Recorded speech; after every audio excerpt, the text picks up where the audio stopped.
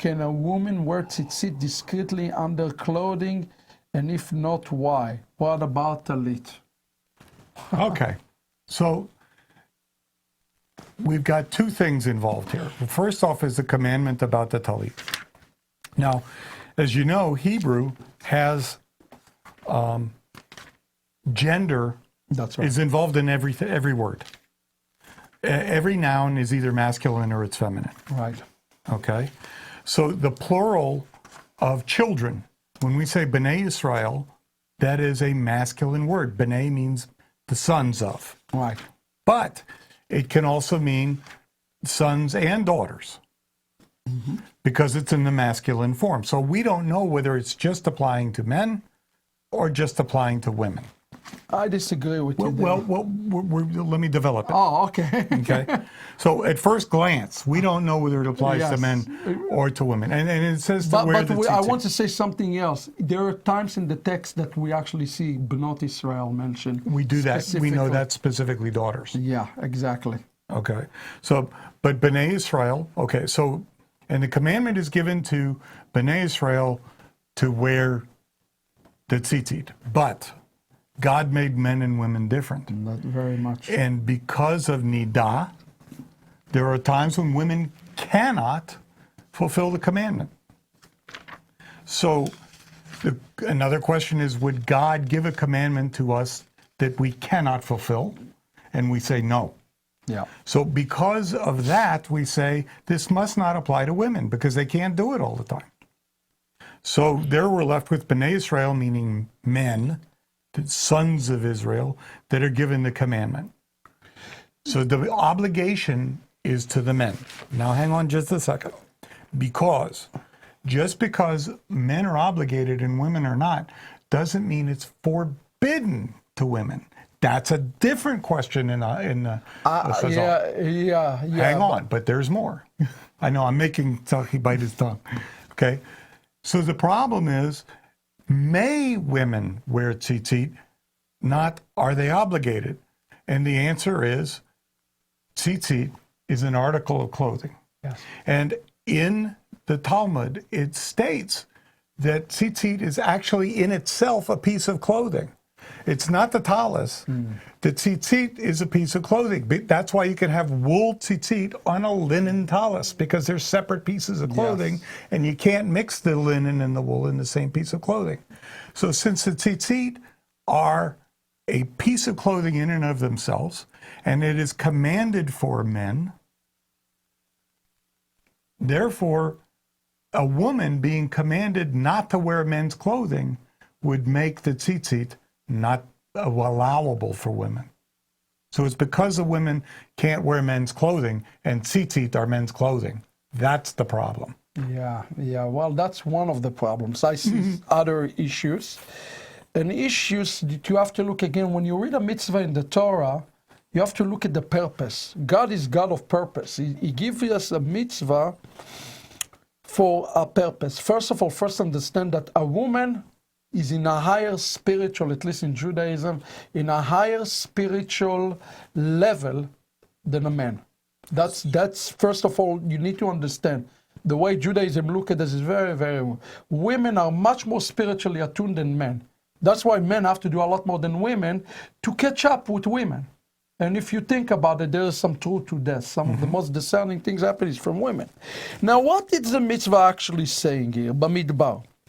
והיה לכם לציצית, וראיתם אותו. Notice that when you wear a tzitzit, why do they don't tuck it in? Why do they wear it out? Why is it worn out? Because you have to look. There is a purpose behind it. You have to look. The question you need to ask, why you have to look? What's the purposefulness behind looking? Well, if you look at something, you remember it.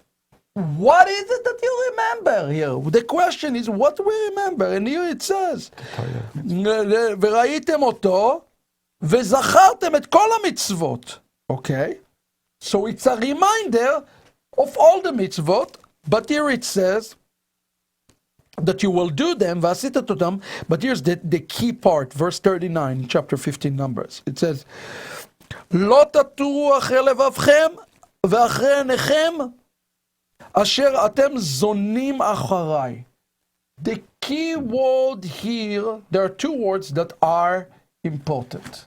The first word is zonim, that come from the Hebrew word prostitution. Zona is a prostitute. And the second word is the Hebrew word enechem. It's a deflection of the eyes. I want to connect it for a moment with what Yeshua says.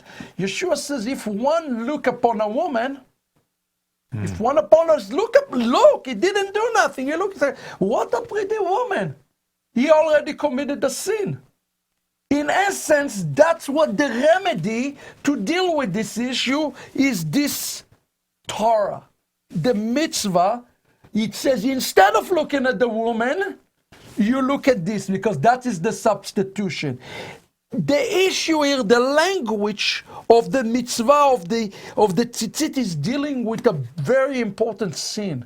It's dealing with our flesh, specifically the flesh that deal with lust. It's deal with sexual connotation. It's deal with the things of the flesh. Who has the problem with lust and pornography and those types of things? It's men. If you do the statistic, you find out that this is mostly men who have those type of issues. That's why this mitzvah was given specifically to men, so men can look at the mitzvah and say, oh, you're married to me, you're in covenant in me. Don't go and prostitute your eyes all around, okay? I'm not saying that women cannot have issues, but the mitzvah here is clearly, according to just the pshat, the literal, dealing with an issue of the eyes. That's why I believe when Yeshua says you are not to look, in essence, you say, abide by my Torah. Then the answer is to abide by his Torah. That's the only solution. So that's my answer. I don't necessarily know 100%, but I will say one more thing about it. The Torah prohibit clearly a woman to wear a man clothing. That's what we call in Torah. There are two levels of Torah. It's called the Oraita. The Oraita is the literal. It's not the Rabbanan. It's not from the rabbi. It's not rabbinical. The Oraita says a woman not to wear a man clothing. And the rabbi said a woman is prohibited of wearing a tzitzit, because here's what's going to happen. If a woman put on a tzitzit, she become proudful. And she thinks she is over a man, although God created the man before he created the woman. So there is some sort of a perversion of what God has done in the garden. And the woman might think that she is over the man. It's in essence, it's creating a chaos, an environment for chaos for another garden incident. And it'll lead to same-sex bathrooms in California. Okay. Yeah, something like that. But really, God set a role for a man to have a role and for a woman to have a role. And in essence, if you even look at the commandment why a woman should not wear men's clothing, what is that all about? What? If my wife wear my sweatpants, she's in trouble? Well, for starters, my size is 5 times her size. She wouldn't feel comfortable. But there is something wrong inherent